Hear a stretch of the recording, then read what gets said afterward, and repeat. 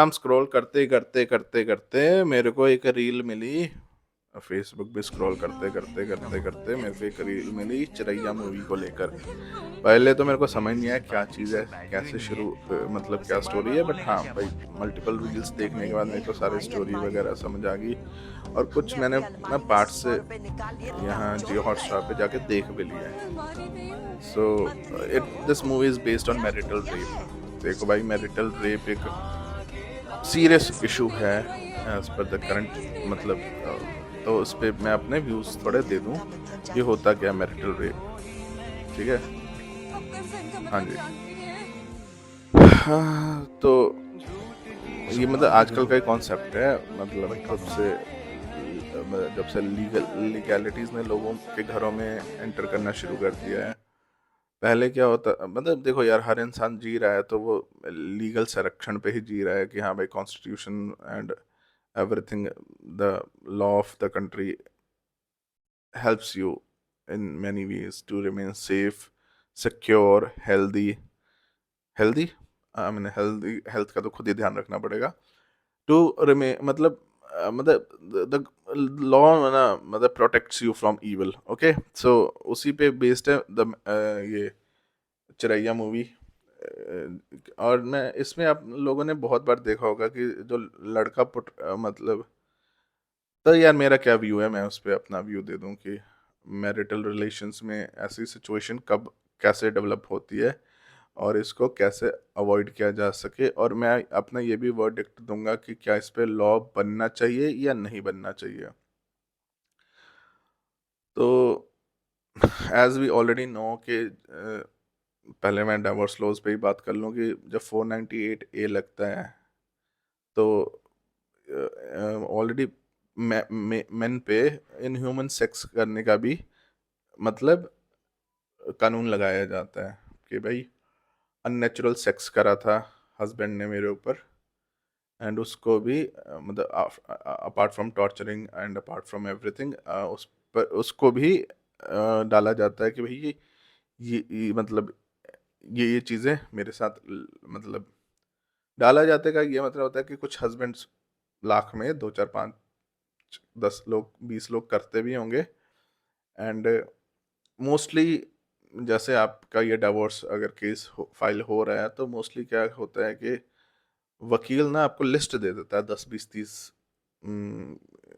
मतलब कि हाँ ये एलिगेशंस हैं जो आप लगा सकते हो, एंड बंदा प्रूव करता रहेगा। सिमिलरली अब मैरिटल रेप पर मतलब सुप्रीम कोर्ट वगैरह ने कानून नहीं लाया, क्योंकि सुप्रीम कोर्ट देखो कानून तभी लेकर आती है जब वो कानून अमेरिका या यूरोप में एक्सेप्टेड हो जाए।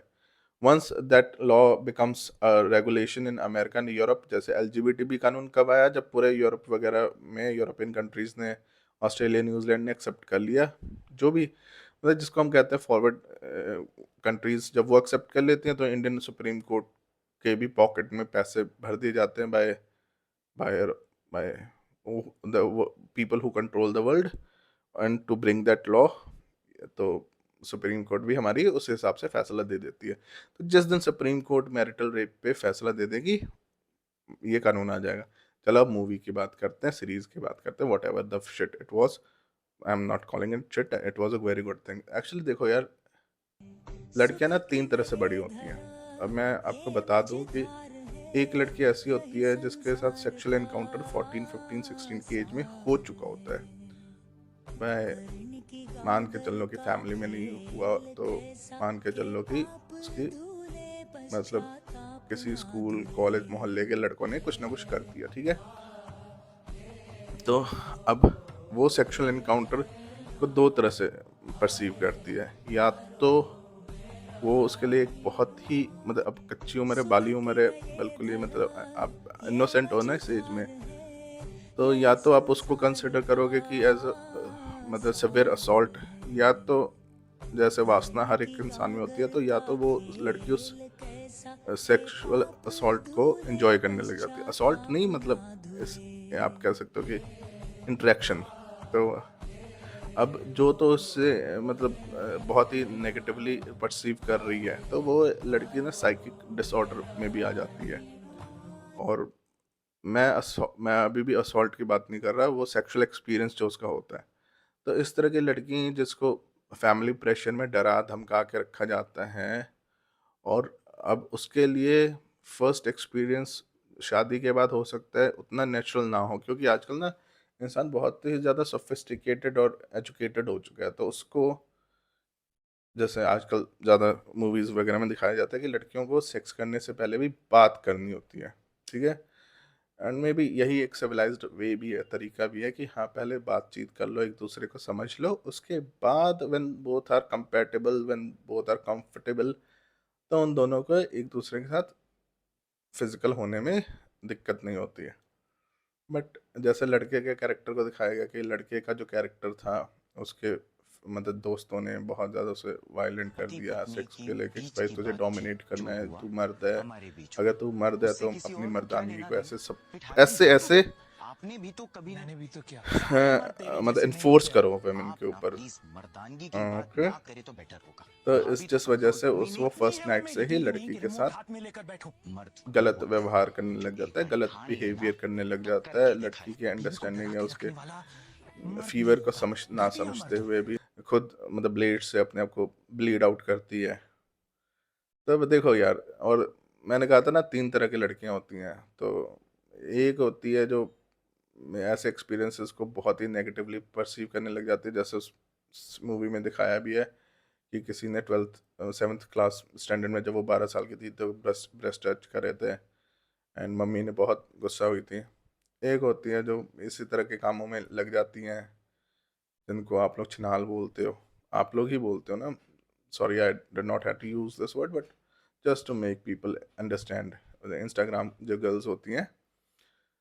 एंड एक होती है जो इस चीज़ को नॉर्मली लेती है कि हाँ भाई, I know that I am getting मतलब attracting, I am getting attracted, ना ना, what I should say, that I am becoming attractful, I am becoming beautiful, so लोग मुझे उस वासना की नज़रों से देखते हैं एंड शी एंजॉयज।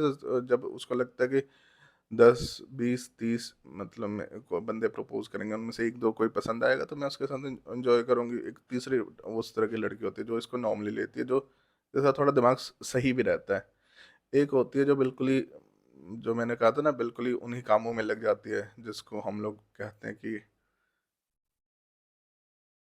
या जिसके लिए तुम लोग आर वाला वर्ड यूज़ करते हो, मैं नहीं करता, मैं लड़कियों को उस तरह से नहीं बोलता हूँ, ठीक है?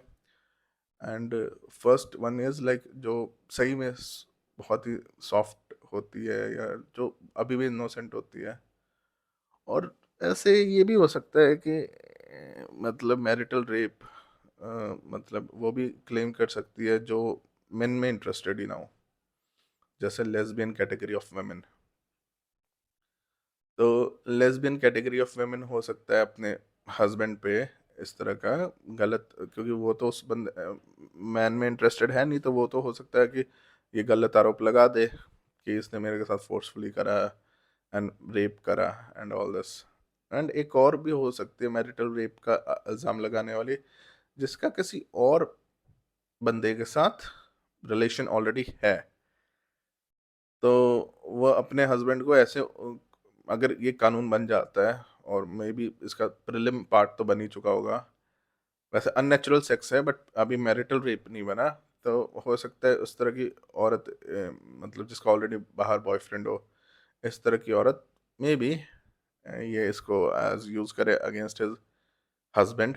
तो एक तो ऑलरेडी यार सारे लॉज मेन मेन के अगेंस्ट हैं, तो एक और ऐसा लॉ आ जाएगा तो भाई फिर लड़के तो ना शादियां करना ही छोड़ देंगे, क्योंकि उनको पता है कि एट द एंड कोई भी चीज़ उनके अगेंस्ट बैकफायर कर सकती है। बाकी यार हर इंसान को अपने पार्टनर के साथ रेस्पेक्टफुली रहना चाहिए, पीसफुली रहना चाहिए, एंड रोमांस भी मतलब अच्छा रखना चाहिए, सो दैट उनकी मैरिड लाइफ अच्छी चले। एंड वुमेन को भी समझना चाहिए कि यार मैन भी बेचारा मजदूर आदमी, म, मतलब मैं ये नहीं बोलूँगा कि बाहर से मरा कर आता है, क्योंकि अगेन अगेन आपको तो काफ़ी रिलेटेबल लगेगा मरा के आने का वर्ड, पर मेरे लिए अशोभनीय है। आई वुड से कि बाहर के स्ट्रेस से निकल कर आता है, घर पहुंचता है, सो उस बेचारे को भी अंडरस्टैंड करने की ज़रूरत है, उसमें भी सेम इनसिक्योरिटीज़ होती है जो तुम में होती हैं।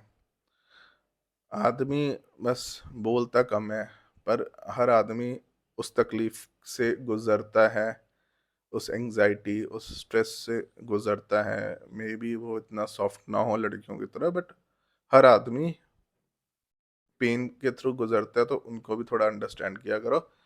And if you people are married, तो अपने रिलेशन को अच्छा रखने की कोशिश करो, instead of getting influenced by web series or TVs which are portraying women as victim and are funded by some outside, or maybe they are there for कि हाँ भाई हमें ना हमें ना मतलब ये वाला एजेंडा पुल करना है, क्योंकि वी नो कि it's we can get viral easily or we can get traction amongst women for this, but her women को अपनी सच्चाई बात है भाई, कि उसको मैरिटल रेप हुआ है, कि वो अपने हस्बैंड से अनसेटिस्फाइड है। ये भी एक नया सिनेरियो है, वो हर वेमेन जानती है कि वो कहाँ से वो उसकी रियलिटी क्या है। तो जो भी लोग कमेंट सेक्शन में या जो लोग भी अपने माइंड में जो सोच रहे हैं ना कि भैया मैं ही सही हूँ, ऐसा कुछ नहीं होता। हर इंसान को पता है कि कौन कितना कमीना है, कौन कितना गिरा हुआ है, और किसने कितनी चीटिंग करी है, कौन कौन से लॉज को मिसयूज कर रहा है। सो यही था चिरैया फिल्म को लेके मेरा रिव्यू। बिकॉज देखो आई फील कि यार देखो women should be protected, should be safe, but उस प्रोटेक्शन के लिए अब टीवी पे मिस गाइडेंस नहीं चलनी चाहिए। मतलब ये नहीं होना चाहिए ना कि फिल्मों में आप मिस गाइड करते रहो। जैसे थप्पड़ मूवी में था, एक थप्पड़ मार दिया वाइफ को, तो वाइफ ने उसका जीना हराम कर दिया कि भाई मैं तो रिवेंज लेके रहूंगी। भाई तो अब जैसे बाप और बेटा कभी अलग नहीं होते, माँ और बेटा कभी अलग नहीं होते।